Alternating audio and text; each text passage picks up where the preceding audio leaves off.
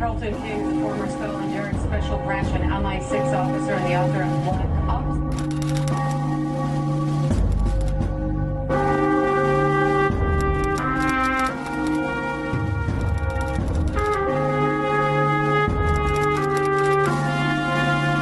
I was undercover for Special Branch in a jihadi organisation.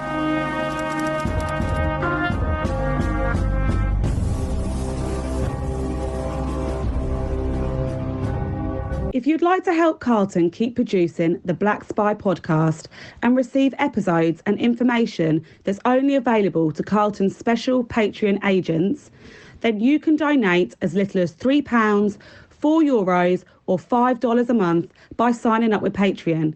See the Black Spy podcast notes or Google Patreon Black Spy podcast and pledge your monthly amount. You can even win the opportunity to be a guest on the show. Thanks for listening. And don't forget to subscribe for free. My name is Carlton King, and welcome to the Black Spy Podcast, the show that shines a light on the world of secret intelligence, national security, and armed governmental personal protection operations, but primarily actually works within the world of geopolitics. And over the last several weeks now, I've been working in hand with my partner in crime, the one and only Firgas Esack. Firgas, hi, good evening to you. How you doing? How you doing? And this might be our last one of the year, mightn't it? It might well be. I mean, I'm going to have to do something because I keep running through the season. So I will actually work on one of my critical thinking ones, and I've got potentially another one lined up, but we'll see how that works. But with you and I, we can come back again in the new year to continue with our duet, I think is what you actually say, and we can work on it that way, because I know you've got kids and you've got to work with the kiddies, the little ones. No, it's all good. I was just leading into the fact that I was hoping that this would, I'm bringing you a sort of feel good, festive, seasonal topic, I think, in the landscape of geopolitics, obviously. Okay. You see, this is what I love. You see, I don't know what she's going to bring me. So it's an absolute surprise now when she's going to ask me what she wants to put forward. So let us hit drum roll. All right, so. Okay. Oh, that's a clap, actually. But anyway. That's the lamest drum roll ever. That's absolutely. Anyway, no, what I'm bringing you is less lame. So have you been watching the Harry and Meghan Netflix drama? Yes, I've watched 1 and 2. I haven't watched 3 to 6. Okay, but obviously, like the whole world's gone mad over it. Now, what I wanted to talk about, we've spoken many times about the perceptions of race within the royal family, and we've spoken about your experience of personal protection, and we've touched on Harry and Meg in the past, but I think the world, it's an understatement to say that the world's been slightly sort of blown away by this documentary. So I'm putting this discussion topic under, Meghan, because obviously she's the, my kids call her Meghan Sparkles. I remember at her wedding they were like, oh, they made these banners saying like Meghan Sparkles. She's obviously the point of difference here. But actually, let's talk about Harry. Okay. Great. And let's also talk about the shift in the royals that exists at the moment, and what's right and what's wrong, and looking forwards into 2023, where do we think this is all going to go? Okay, so crystal balling. So we're slightly crystal balling. We're slightly recapping on some things that we've spoken about in the past in light of this documentary, and we're also just talking about, we're also just connecting some of the truths that that you've said in the past. For people who haven't watched the documentary, for those 5 people on Earth that haven't watched the documentary. Well, as I say, I've only watched 1 and 2, so I've got lined up. Right, even Carlton's watched it, and that's saying something, right? There was an interesting piece in The Guardian about saying that if you watched it through a white lens, they are villains. If you watch it through a black lens, they are the voice of truth. Is it that simple? Is it that simple though? Well, that's what we're here to talk about, right? Beautiful. That's what we're here to talk about. Let's just rewind there, right? Prince Harry, right? Mm-hmm. You know, look, you know, you and I think we're on the same page about Meghan, but she was the first woman of colour to marry into the royal family in this generation. Now, I know you will. Yes, I know. I know what you're about to say because, you know, and it also goes back. It's like that. It's like that Blackadder gag, isn't it? About like, you know, what does he say? Something like I'm as British as Queen Victoria or something, and then Blackadder goes, so you're German, you married a German. It's like that, isn't it? But so I know what you're about to say. You're about to tell us about how the royal family descends from.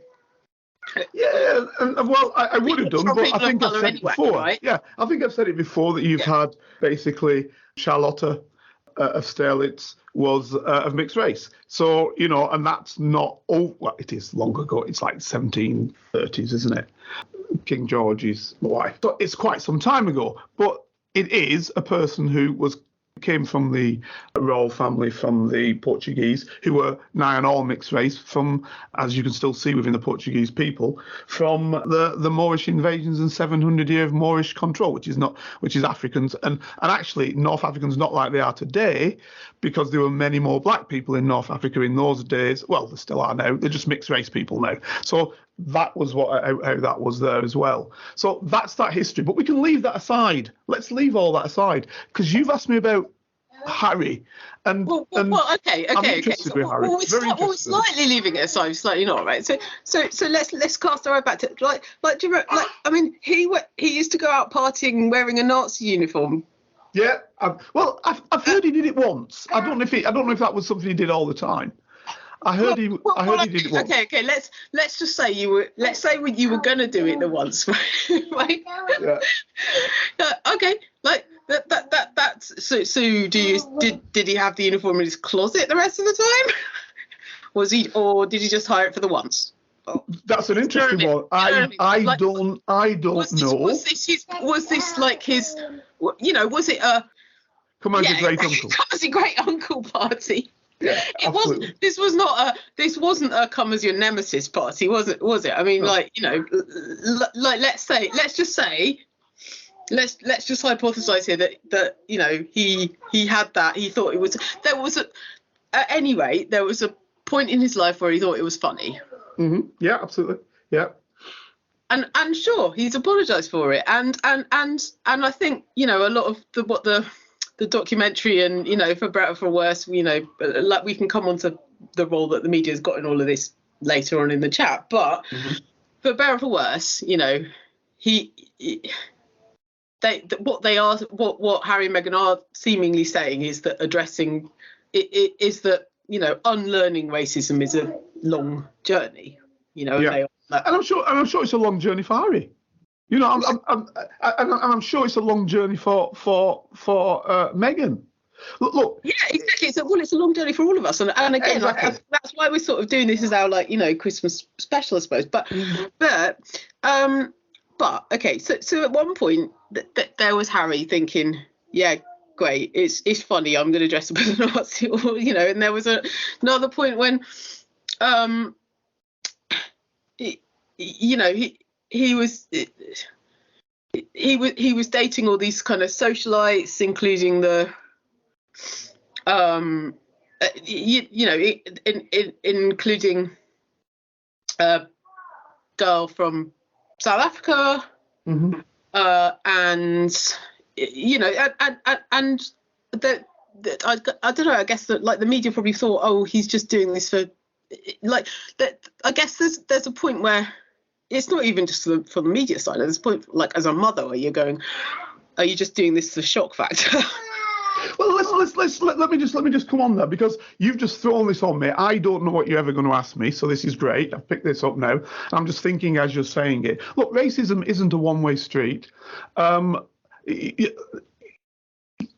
Yeah, let us take the Jewish people in general, and that's a big, strong position because it's a religion. So therefore, there are people of all colours, shapes, sizes, whatever, who are Jewish and of Jewish heritage. And I've been to Israel on many, many, many, many, many occasions. And I've been to the Palestinian occupied territories on as many as occasion. And I can tell you that there are people there who are of the Jewish faith who treat the Palestinian abominably. And there are Jewish people or people of the Jewish faith who treat this Palestinian not abominably and are ashamed about what the other Jewish people are doing to the Palestinian. I've had friends in Mossad, I've had friends in Shin Bet being the internal service, Mossad being the external service. One of my friends, quite a leading light in Shin Bet, basically said, these people that come from outside of Israel, he's born in Israel and as were his parents, and then start talking about we should chase the Arabs into the sea, are going to have us fighting a war forever. The reality is this was their land. They were there for thousands of years. But this is a Jewish person fighting in the conflict. They were there for thousands of years. And some Johnny-come-latelys from Europe and the United States, try to tell us that this isn't their land. Right? So this is the problem you've got. Basically, the problem is a problem of people of a settler state. If you go to Australia, you go to New Zealand, you go to Canada, you go to the United States, one stage you go to Kenya, you go to South Africa, you know that well. People in a settler state always feel threatened because they know they stole the state from somebody else. Right? And no matter how they work with the other people, because they then seem to think they need to deny the indigenous people, or if not deny them, limit them in many, many ways, take the United States, put them on reservations, example, then in that limiting of those people, they untake something from their own souls and undermine their own people. The reality to me is everybody getting along together and not one trying to take charge of the other. But that isn't what happens in most settler states, unfortunately. What happens is they try and say, this is ours uniquely, and these others just, either were not really there or turned up late or didn't know what they were doing with the country or never did anything to it. Or there's 1,001 different ideals you'll know, and you will have heard all of them being South African. There'll be always excuses as to why the people who were there before somehow don't belong there. Now, so what I'm saying is that means that racism isn't exclusive. Now, that can also be a matter of people all of the same colour, right, who then find a reason. So the Germans were saying that although the people of the Jewish faith had been in Germany for at least since the 5th century, if not earlier, somehow they weren't proper Germans. The same they were saying of Zigeuner, name they use for gypsies. They weren't somehow proper Germans, right? So they could be exterminated. And by the way, you had black people who were in Germany from the colonies, and even before. Saint-Maurice was a black guy. You can look at him. He's one of the patron saints of Germany, very, very well known from the Moorish times, way back some 600 years ago. But because Germans didn't go out to exterminate necessarily all black people, because they weren't necessarily always a threat. See, what you've got to look at is who is the threat to you. Now, you can utilize black people, as you did in the United States, and indeed in practically every country in the Americas, from Argentina all the way through to Canada. None of those black people in that state were free. The whole of the area was not free at one stage, and people could be enslaved as people wished. And slavery ended in 1887 in Brazil, example. So what I'm saying is that you, as an individual, if you were black, could not even say, I want to be an individual and walk and go and do what I want to do. Yet still, the first president of Argentina was a mixed race guy, right? Now in Argentina, they'll say there's hardly anybody who's mixed race. Well, they are, most, but a lot of immigration came in after the First World War and the Second World War into Argentina. But the Argentinians don't generally look to people of colour and say they're Argentinians, albeit that they've been there for centuries upon centuries and centuries. And indeed, we should also understand that when people took over that, killing the indigenous people in those lands, that these so-called Spaniards who came across to do that were mixed race people anyway. So this whole thing is a whole mixture of individuals. So what I'm kind of saying is it doesn't make people righteous. Because you've got or mixed race or white doesn't make you righteous. So you can have bad perspectives no matter what colour you are. But there's also something that says you should have, that you can basically understand what others feel like of your hue if those others suffer the same. But of course, we also know that that's a nonsense, because we know from what happened in 1996, and we hardly ever talk about it because the rest of the world did nothing. It just took the white people out of the country. When Rwanda, in 100 days, killed 1 million people, nobody gave a monkey's uncle about it.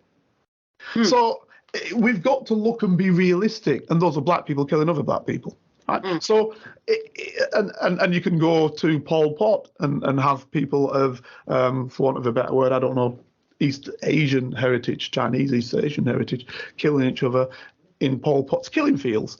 There is no exclusivity to millions of people being exterminated by their own people.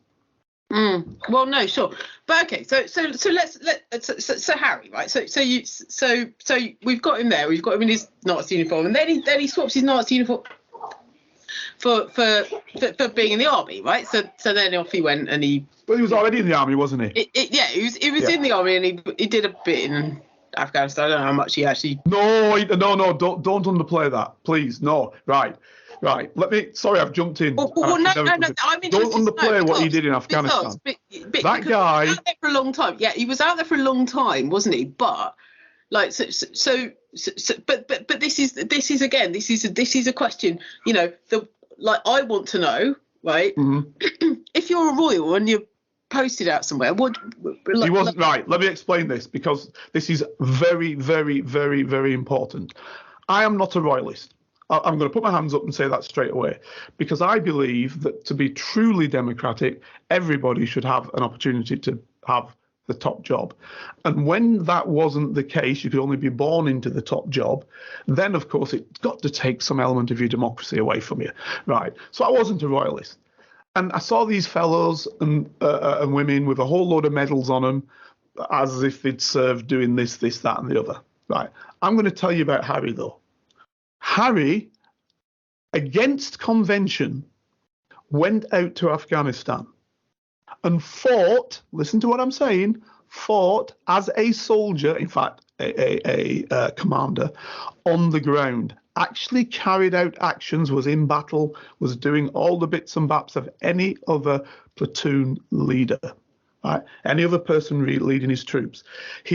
He normally, that's the royalty protection job, is to protect them as royals. He didn't that. He said, I don't want my royalty protection guys out here because I'm staying out here doing what I'm doing. And the only protection he got was, frankly, the guys around him in his crew, and he was doing a lot of Gurkhas, actually, he was with on his battles. So this guy was truly fighting. The only reason he's pulled back is because a newspaper found out about it. They were then told, listen, allow him to be there, because otherwise you put a target on his back. The particular newspaper, one of them, didn't, and pushed it out to mates, I think, in an Australian paper, right? So they could pretend they didn't drop the story. and then the Aussie paper put it through, then it went into American papers, then into others, and obviously he put everybody else at threat then. So he had to reluctantly come back from serving. I will tell you, I believe serving has damaged him as it has a lot of people. He was a real soldier. Don't call him down for that. He was doing the job of work. I've never heard anybody who says he wasn't. Yeah, no, look, I'm really interested in this. Like, you know, I'm pro Harry. I tell combat to this. What I'm interested in is, you know, Charles allegedly, you know, did time in the Navy, but did he? You know, William flew a few helicopters and then, you know, sort of bottled out. Again, he did some sea and rescue stuff, didn't he? I'm not going to call him down. He did some sea and rescue stuff, but no, he didn't serve as a frontline soldier. No, he didn't William. But Harry did. But Harry is an exception to most of them. In fact, as far as I know, tell me if I'm wrong, none of the others. Now, I know Prince Andrew was said to have been in the Falklands, but as I understood it, from what I've heard, and please, anybody who can tell me differently, please call into the show, tell me whatever, and tell me I'm wrong. As I understand it, he did not perform combat activity in that conflict. Harry absolutely did. He was there doing the job of a regular lieutenant, wasn't he? And then I think, did he end up as a captain? Might have ended up as a captain. Actually, doing a regular officer's job, and I think he was on Warrior, running a Warrior unit. That's what he was doing patrols, going out. At any stage, that vehicle could have been blown up by an IED. Look, I've been out there. I've been with these guys on some of these jobs. Obviously, it wasn't my job to go day in, day out at a forward fire base or anything. I've been up to forward fire bases, of course I have, but I wasn't staying there forever and a day because I'm not a soldier. You know, I'm a protection specialist in doing protection in dangerous areas. And when I needed to get out there, or needed to speak to individuals, or needed to take the Secretary of State for Defence out there, or the Minister for Defence out there, any of the ministers for defence out there, I was in the heat of the battle, right? Now, what I'm saying is, though, this guy's out in the heat of the battle as a soldier. It's that simple. You know, we cannot take that away from him. So, okay, because here's the thing, right? Here's me that asks all the questions that everybody else wants to ask, right? Mm-hmm. Why does the royal family spend so much money on protection, so much effort, time? They don't spend money, do they? They don't spend money. Right. So why is there this whole system set up to protect the royals? Yes. But yet the expectation is that they go out to war and someone. Well, but they don't, do they? They don't. They never do. He was the exception. That's the point. He fought to get out there. He was told he couldn't do it, and he went behind everybody's back and did it. That's the point. That's why I like the guy. But why not just take nothing to do with Meghan?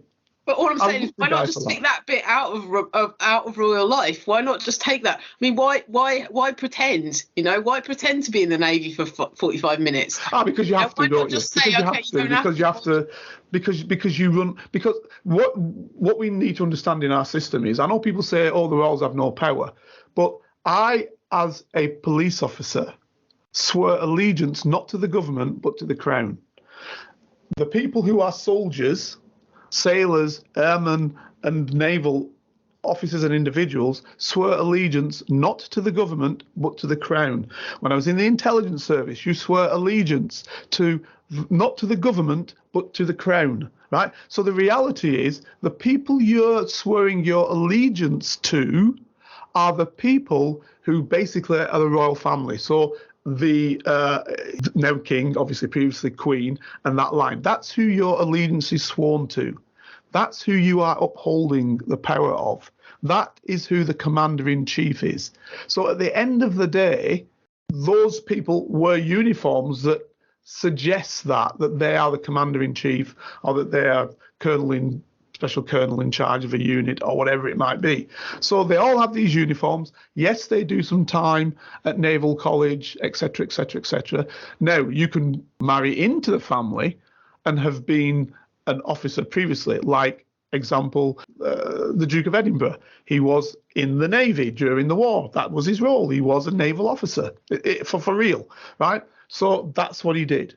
But he wasn't a royal, but he was married into the royals, is what I'm saying. But actual royals, they don't want to put them at threat as a general rule. So they try and keep them away from threats. Because, of course, killing a royal is great, right? So that's why as soon as Harry was found out, he could no longer stay and serve. Because he became the target then. He wasn't just any other British guy knocking about. That's why I used to go out there to all those war zones, to Afghanistan and Iraq. I spent 10 years, we were about 10, well, in between doing other roles, going out there, coming back, going out there to all these conflicts you could say from 2003 onwards, Iraq war, going out to all these conflicts, wherever they might be, taking with me and looking after and making sure that ministers of state and secretaries of state, people who never got protection in the United Kingdom, some of them, so ministers of state don't get protection in the UK, but when they went to dangerous places, I led the unit that took them out there and made sure they came back alive. Be that the Yemen, be that Libya, be that Colombia, be that Afghanistan, be that Iraq, I could go on and on and on. Anywhere that's dangerous, those people are getting some protection because they cannot get killed. Because if they do, what it means is the United Kingdom then has been, in a way, sullied, and it makes governments say we've got to keep fighting a conflict or start a conflict because one of our people have been killed who is important. Me and you, we aren't important. Joe Soap isn't important. But when you lose a minister or a secretary of state, which is above the minister, under the prime minister, they know they are representing government and the Queen, as it was then, now the King, and therefore it's an act against that, and it's seen as a provocation.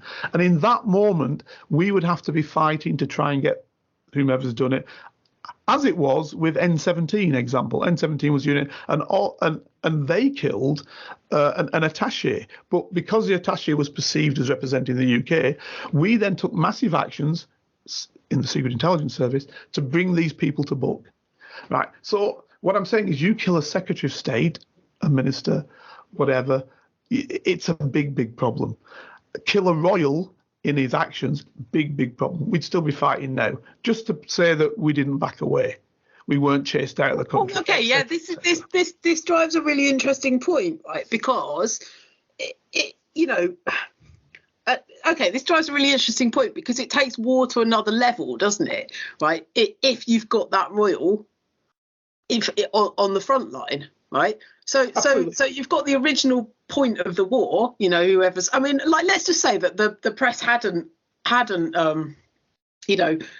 kiboshed his career and he was still in the army or whatever, and he was still fighting battles.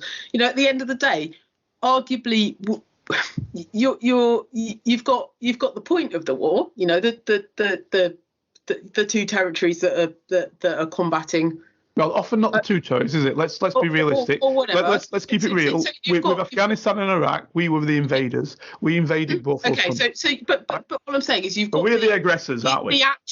You've got the actual conflict, and then suddenly someone goes, "Oh, hey, but you know what? The third in line to the throne is actually on the front line," and then suddenly, hang on, I'm just, like I say, I'm not talking about what actually historically happened. I'm just hypothesizing that.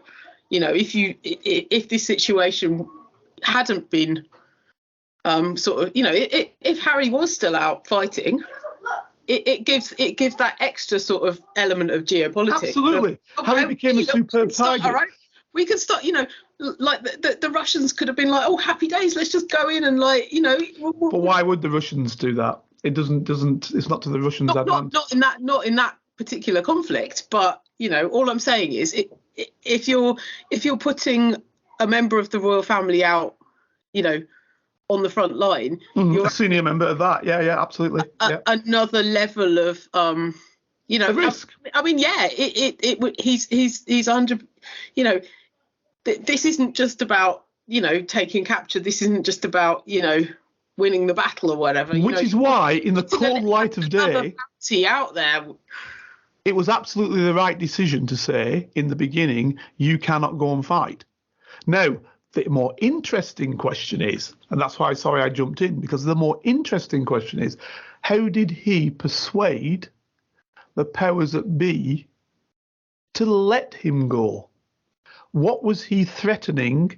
What was he saying he was going to do? What did they fear if they didn't let him go to fight? That's what you got to ask yourself. Exactly. And this is where I don't know what that is. I don't know what it was. I don't have a clue, of course. But the point to me is the absolute correct decision was there's a thing called the Royalty and Ministerial Visits Committee, right? That committee, I've sat on it many times. It's headed up by a peer of the realm. And when ministers wish to go to certain places, they have to, well, anywhere, to be fair, they send their paperwork in, ministers and royalty, paper, and they say, we want to go to here. What do we need to do to aid and assist? What do we need to do in terms of protection, et cetera, et cetera, et cetera, right? It all goes through this committee, right? It's a cabinet office committee. It's run by a peer, sort of a knight of the realm, right? So, and then you sit in, and then they'll say, so I'll give you a prime example of it, a real example. So the foreign secretary at the time, who I was in charge of his team, and he said, I wish to go to Yemen. My ambassador, they've attempted to blow him up on a couple of occasions. They've blown up 2 of my people out there. They've attacked the embassy. I need to show my face. Right. So ultra dangerous, because we knew that Al-Qaeda were functioning over there, and we knew that Islamic State were there, etc., etc. Everybody's there wanting to kill people. And we were providing assistance over there, the United Kingdom. I'm not saying anything that's secret, so I can say that. Right. So I say he wants to go, and he says to me, "Can I go?" And I say, well, let's see. So we sit down in the committee, and everybody's there, every different party, military, this, that, the other, blah, blah, blah. And I say, listen, we can make this. Let's make that happen. And I put a stipulation for about 6 hours he'd have on the ground. Obviously, I would go out in advance a week or so before, check it all out, get all the assistance I can, make sure it all functions, etc., etc., etc. So we're putting him at risk. We know we are, but we're trying to limit the elements that are put him at risk. Now, he has to be brave to want to do that. And he was. William Hague, it was, by the way, it's no problem saying the name. It was William Hague. And he was brave enough to, he said, how can I send people over there when I won't go myself? So he was brave to want to do that. Because anybody who wanted to kill him was, hands-on, ready to do the job. Because you take out a British minister. Now, that is exactly the same for Harry. But instead of me limiting him to 6 hours, as I did with this chap, William Hague, who went out, Harry was there all the time. Now, my question is, how did he get that past the RMV, Royalty and Ministerial Video? How did he get that? How did he get it past? Also, with no protection. Exactly. How did he get it past? You've nailed it. As always, Carlton, you've nailed it. But like, how did he get that freedom? But also, like, why wasn't it kiboshed? Yeah, why wasn't it kiboshed? But also, like, when you say, okay, like his personal protection was stood down, it's mind-boggling to me that there wasn't like another sort of secret level of protection that they just went. His own guys were obviously protecting him. His own guys. When you're actually in combat, in military like that, in actual combat, and you're going to be there the whole time. See, let's explain how I work. So if I'm working to go out there, I know what the minister wants to do. And it would be the same for royalty in a way. They might need an intelligence officer like me to go there to understand, to get the intelligence, but it's around about the same. So I've got the intelligence, and I've also got the tactical aspects of fighting, because I'm trained to do all that sort of business. Right. So when I go out there, I take my guys with me, and what we're trying to do is to say, right, what do you want to do? What do you want to achieve with this visit, Minister or Secretary of State, right? We want to achieve, I don't know, let's say, to find out what's really happening in the war in Afghanistan and how far along we're going. We're spending billions at it. Do we need to spend billions more? We need to see this chief, that chief, the president of the country, etc., etc., etc. Right, okay, so I know what they're going to do. So I know where they're going to go. So I go out in advance. I go to all those places. I go to the president's palace. I meet the head of the president's security, or sometimes even the president himself or whomever. I say where we're going to be, what we're going to do, how's it going to happen, what we will do when we're there, I look at all the areas where we can get out of the country if we can. I look at all the assistance that's available. And I say to myself, okay, if something happens, what are the medical elements that I can expect? So somewhere like Afghanistan, I'd go to our medical facilities that the military have there and say, listen, what can you do if something happens to patch us up? Will you have a helicopter on the standby? So if we get attacked, we can then, get medevaced out. And it also have helicopters to say, if we're under attack, can we put some suppressive fire down, etc., etc., etc. Right. You can do all of that because you go in there for a period of time. Once you're going to be out there the whole time, you cannot have those resources on hand. It's just not available to you because you just fight. Of course not. And I mean, how many 70 billion... So therefore, what you have to do then is you're just fighting with your lads. So your lads are protecting you and you're protecting your lads. That's all you'd be able to do. Okay, in this case, your lads and lassies. So that's all he's doing. Just to narrate for your audience, and also, for me, because I am obviously the person that asks the questions that no one else does. But, like, in your opinion, what would Harry have been expected to do, and where would there have been a line at any point? No, he's a regular commander of a warrior, as I understand it, doing the patrolling that they used to do. Look, in Afghanistan, right, once the war was won, in terms of the American first attack had gone on, and by the way, I was totally against the American attack into Afghanistan, as I was totally against the American/British attack into Iraq. Totally against it, because at the end of the day, before that, I was looking at terrorism, and I was looking at the terrorists who were carrying out actions and trying to prevent their actions all over the world, right? The reality is, it wasn't the Afghans who were carrying out that action. It was Al-Qaeda. Yes, Al-Qaeda based themselves in Afghanistan. But that's like saying, OK, we're now going to attack Ireland because some of the IRA based themselves in Ireland. Or, to be fair, based themselves in Boston in the United States. Nobody says, let's attack Boston. So the reality of the situation is, yes, one tries to... My argument was we should have carried out what I call a police action, and that doesn't mean specifically police doing it. What it means is an action to capture the people who carried out the attacks on September the 11th. Because that was the reason given for attacking Afghanistan. Capture the people who carried out those attacks. We all knew that was bin Laden and associates. Destroy the camps, and around the world, pick up all the people who are involved in the activity. And that's what I call a police action. Now, that police action, obviously, sometimes you can get the people in night raids and capture them wherever and bring them to the United States or bring them to Britain or wherever it is you're going to put them on trial. And in other cases, it might need special forces to do what they do in terms of how they neutralise the combatants. But to attack a whole people, to attack a whole country, all you do is drive a whole load of people into conflict who were never involved in it. And this is what happens. And then even worse for Iraq, that had nothing to do with September the 11th at all in any way, shape or means. And I will tell you that from being fully involved in those operations from the Secret Intelligence Service.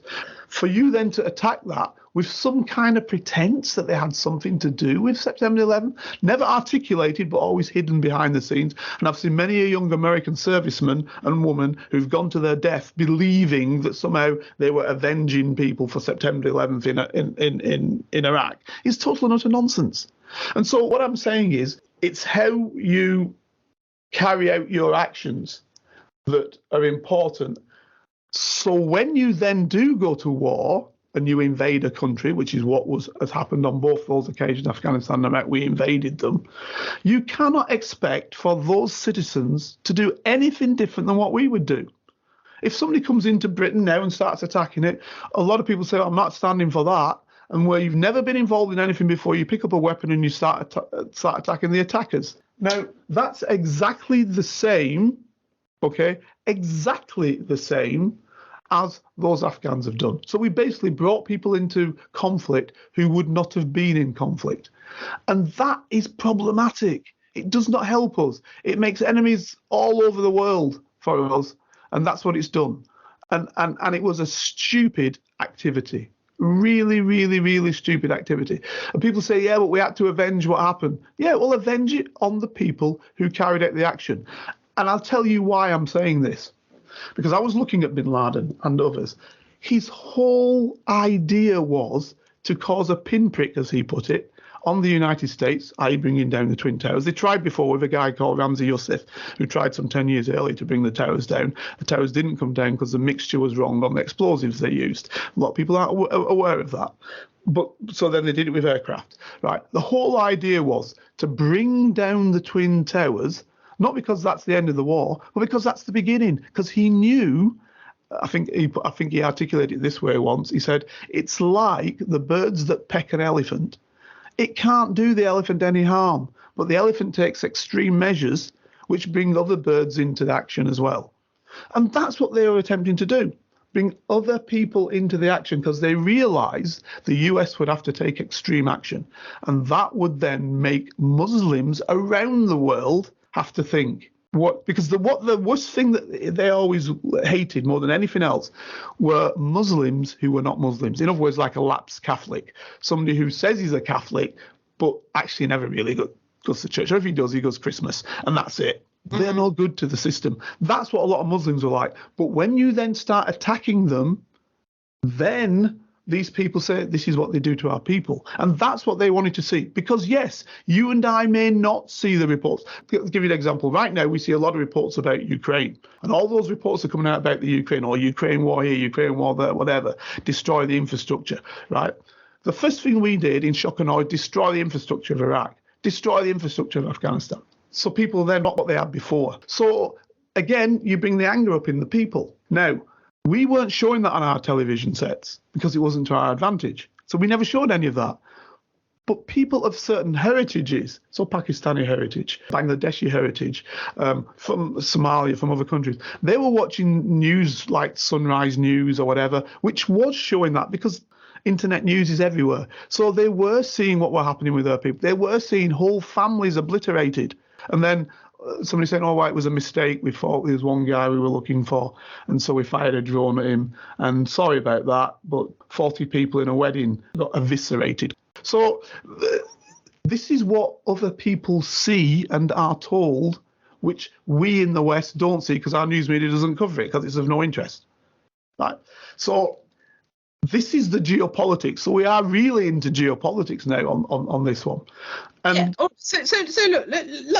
So look, just to circle back to Harry, right? So when he was out there fighting, do you think he actually cared about the political agenda, or absolutely, I'm just gonna flip this the other way, or do you think that it was all about just being out there, and or do you think that the experience of being on the front line was actually just what he needed? I think for Harry, look, I don't know the fella, so I don't want to say, but I think from what I see from him, I think probably he was a fella who didn't want to pretend. He wasn't a pretender. I've got all these medals. I'm this, that, whatever I am supposedly, and I've never done anything. I want to actually do it. I want to be real. And I think he's a true Englishman, a true, well, does he class himself as an Englishman, or does he class himself as from every part of the country because he's a royal? That's an interesting question. I don't know. But whatever. No, this is a really interesting question. This question we will answer next week. So we'll see you again next week. Take care. If you'd like to help Carlton keep producing the Black Spy podcast and receive episodes and information that's only available to Carlton's special Patreon agents, then you can donate as little as £3, €4 or $5 a month by signing up with Patreon. See the Black Spy podcast notes or Google Patreon Black Spy podcast and pledge your monthly amount.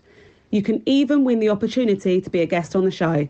Thanks for listening, and don't forget to subscribe for free. Here is a working class spy telling his stories, the secrets, the lives of spies. Feel free to message Carlton King on all socials and give this show 5 stars on Apple iTunes and subscribe so you never miss a single episode. For your ears only. In the quarter of a century, I was a member of Her Majesty's Secret Intelligence Service.